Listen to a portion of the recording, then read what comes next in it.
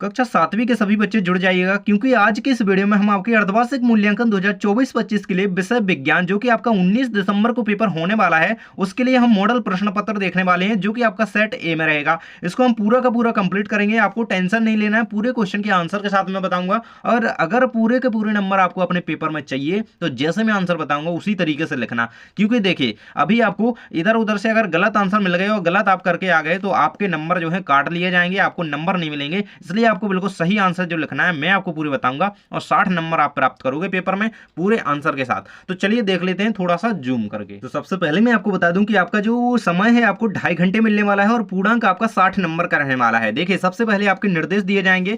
देखिए पहला निर्देश कहता है सभी प्रश्न हल करना अनिवार्य है। दूसरा निर्देश कहता है सभी प्रश्न निर्देशानुसार अपनी उत्तर पुस्तिका में लिखिए। देखिए सभी प्रश्नों के नीचे निर्देश दिए गए हैं, उसके अकॉर्डिंग आपको अपनी उत्तर पुस्तिका में लिखना है, तभी आपको पूरे नंबर मिलेंगे। आपका अगला है यह केवल अभ्यास हेतु नमूना है, तो इसको ध्यान दीजिएगा, यह एक नमूना प्रश्न पत्र है। नेक्स्ट क्वेश्चन आपका रहेगा बहुविकल्पीय प्रश्न 1 से 5 तक। देखिए यहां से हमारे क्वेश्चन स्टार्ट होते हैं। यहां से हमारा पहले नंबर का प्रश्न इस तरीके से दिया गया है, जो कि 4 विकल्प के रूप में हमें दिया गया है। देखिए पहला क्वेश्चन कहता है आपका पत्तियों की सतह पर पाए जाने वाले सूक्ष्म छिद्र जो गैसों का आदान प्रदान करते हैं कहलाते हैं। तो क्या कहलाते हैं? जड़ कहलाते हैं, या पर पुष्प कहलाते हैं, या तना कहलाते हैं, या पर रंध्र कहलाते हैं। तो देखिए सूक्ष्म छिद्र जो पत्तियों पर छोटे छोटे पाए जाते हैं, हम उन्हें देख नहीं सकते। 1 नंबर का प्रश्न है, आपका आंसर हो जाएगा रंध्र या स्टोमेटा उसे कहते हैं। तो आपको डी नंबर का ऑप्शन इसका लगा लेना है, रंध्र, है ना। पत्तियों की सतह पर क्या रंध्र पाए जाते हैं।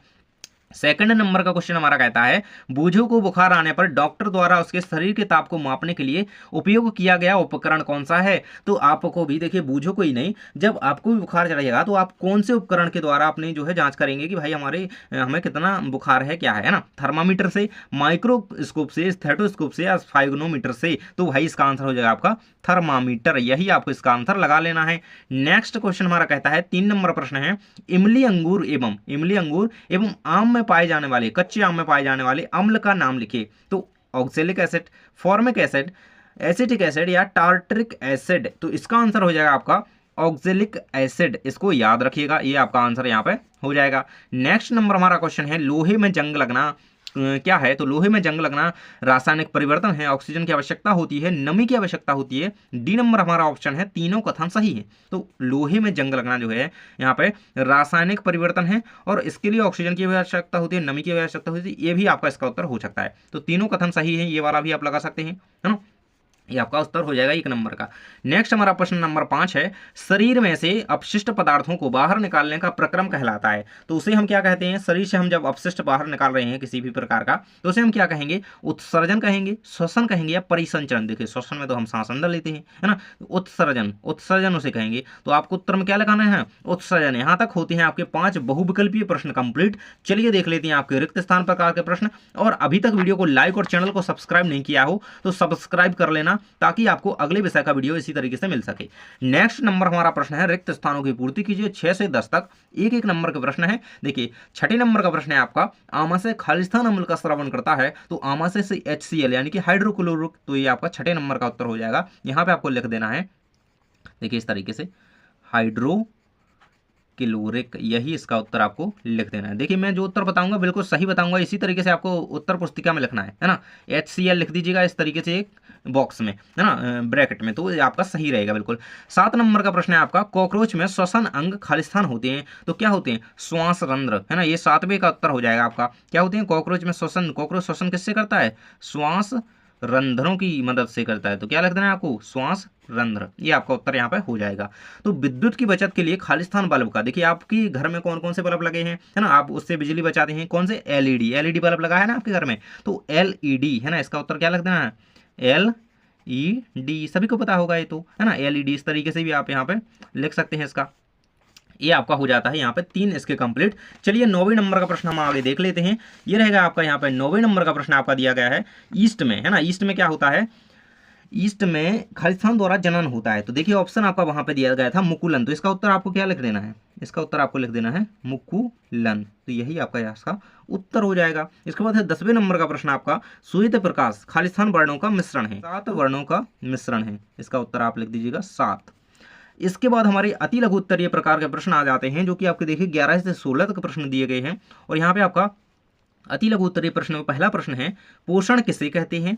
भोजन के प्रमुख घटकों के नाम लिखिए। 2 नंबर का प्रश्न है आपका, पोषण किसे कहा जाता है भाई? तो पोषण क्या है, इसका उत्तर मैं आपको दिखा देता हूं। मैंने उत्तर माला कंप्लीट करके रखी है। ये रहेगा आपका 11 नंबर के प्रश्न का उत्तर, है ना। सजीवों द्वारा ग्रहण करने और इसके उपयोग की विधि को पोषण कहा जाता है। भोजन के प्रमुख घटक प्रोटीन, कार्बोहाइड्रेट, वसा, खनिज, लवण, विटामिन और जल हैं। तो ये आपके घटक हो जाते हैं और ये पोषण कहलाता है। इसको 11 नंबर के उत्तर का स्क्रीनशॉट ले सकते हैं। इसके बाद आता है 12 नंबर का प्रश्न, सूर्य द्वारा पृथ्वी तक ऊष्मा किस प्रक्रम द्वारा पहुंचती है ना। सूर्य से पृथ्वी तक ऊष्मा किस प्रक्रम द्वारा पहुंचती है? 12 नंबर के प्रश्न का उत्तर आपके सामने रहेगा। तो उसकी विकिरण द्वारा पहुंचती है। किसके द्वारा? विकिरण द्वारा। ये आपका 12 नंबर के प्रश्न का उत्तर हो जाएगा, विकिरण प्रक्रम द्वारा पहुंचती है। इसके बाद हमारा 13 नंबर का प्रश्न आ जाता है, अम्ल किसे कहते हैं? उदाहरण सहित लिखिए। तो चलिए 13 नंबर के प्रश्न का उत्तर मैं आपको बता देता हूं। तो अम्ल जो स्वाद में खट्टे होते हैं, देख सकते हैं 13 नंबर के प्रश्न का उत्तर रहेगा, अम्ल स्वाद में खट्टे होते हैं जो उन्हें अम्ल कहते हैं। उदाहरण है एसिटिक अम्ल, सिट्रिक एसिड, है ना। ये आपका 13 नंबर के प्रश्न का उत्तर हो जाएगा। इसके बाद 14 नंबर का प्रश्न कहता है, जब कोई प्रकाश किरण चमकदार, है ना, चमकदार पृष्ठ पर टकराकर उसी माध्यम में लौट जाती है तो प्रकाश के इस गुण को क्या कहा जाता है? ये 2 नंबर का आपका प्रश्न है। अभी तक आपने चैनल को सब्सक्राइब नहीं किए हो ना, तो भैया सब्सक्राइब कर लेना। देखिए अब देखिए, प्रकाश से टकराकर उसी माध्यम में लौट जाए तो इसे हम क्या कहते हैं? इसे हम प्रकाश का परावर्तन कहते हैं। 14 नंबर के प्रश्न का उत्तर रहेगा, जब कोई प्रकाश किरण चमकदार पृष्ठ पर टकराकर उसी माध्यम में लौट जाती है तो इसे प्रकाश का क्या कहते हैं? परावर्तन। याद रखना इस चीज को। नेक्स्ट क्वेश्चन हमारा रहेगा यहाँ पे 15 नंबर का प्रश्न कहता है, विद्युत धारा के 2 प्रभावों के नाम लिखिए। तो विद्युत धारा के 2 प्रभावों के नाम आपके सामने रहेंगे। विद्युत धारा के 2 प्रभावों के नाम है चुंबकीय प्रभाव और तापीय प्रभाव। 15 नंबर के प्रश्न का उत्तर हो जाता है।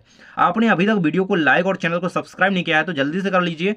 नेक्स्ट नंबर क्वेश्चन हमारा कहता है, चाल से आप क्या समझते हैं ना। चाल से आप क्या समझते हैं? चाल के मूल मात्रक व अन्य मात्रक को लिखिए। तो देखिए, चाल की परिभाषा आप यहाँ पे देख सकते हैं, ये रहेगी, किसी वस्तु के विस्थापन की दर को चाल कहते हैं और अर्थात चाल बराबर दूरी बटा समय होता है ना। किस तरीके से लिखेंगे? चाल बराबर क्या होता है?